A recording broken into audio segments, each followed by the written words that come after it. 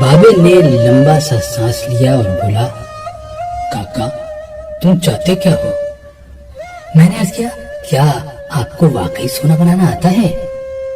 بابے نے خالی خالی آنکھوں سے میری طرف دیکھا اور ہاں میں سر ہلا کر بولا، ہاں میں نے جوانی میں سیکھا تھا۔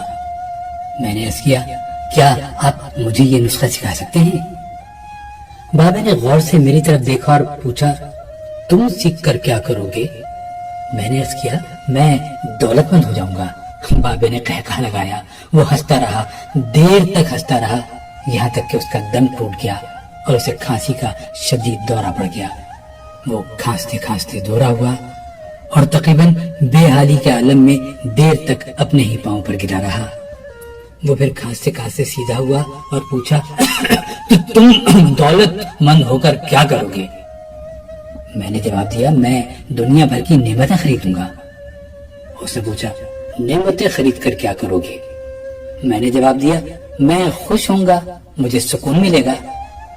اس نے تڑپ کر میری طرف دیکھا اور کہا، گویا تمہیں سونا اور دولت نہیں، سکون اور خوشی چاہیے۔ میں خاموشی سے اس کی طرف دیکھتا رہا۔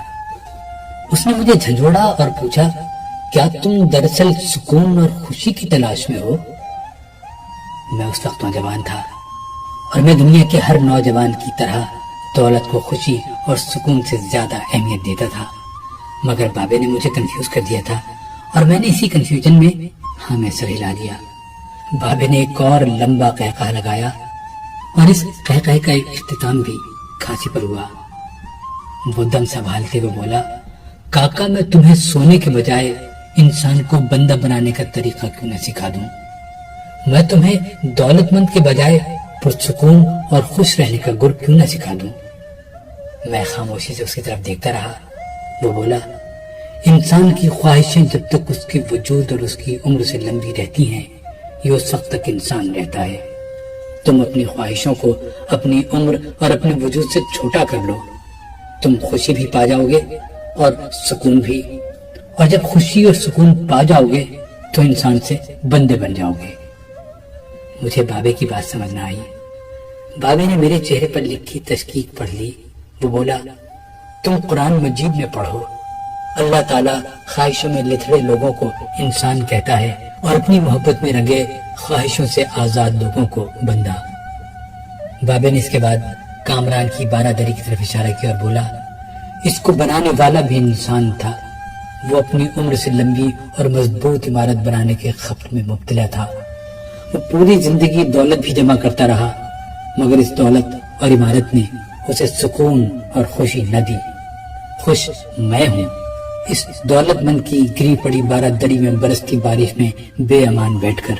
میں نے بے صبری سے کہا، اور میں بھی۔ اس نے قہقہ لگایا اور جواب دیا، نہیں تم نہیں، تم جب تک تانبے کو سونا بنانے کا خبت پالتے رہو گے تم اس وقت تک خوشی سے دور بھٹکتے رہو گے، تم اس وقت تک سکون سے دور رہو گے۔ بابے نے اس کے بعد زمین سے چھوٹی سی ٹہنی توڑی اور فرش پر رگڑ کر بولا، لو میں تمہیں انسان کو بندہ بنانے کا نسخہ بتاتا ہوں۔ اپنی خواہشوں کو کبھی اپنے قدموں سے آگے نہ نکلنے دو۔ جو مل گیا اس پر شکر کرو، جو چھن گیا اس پر افسوس نہ کرو۔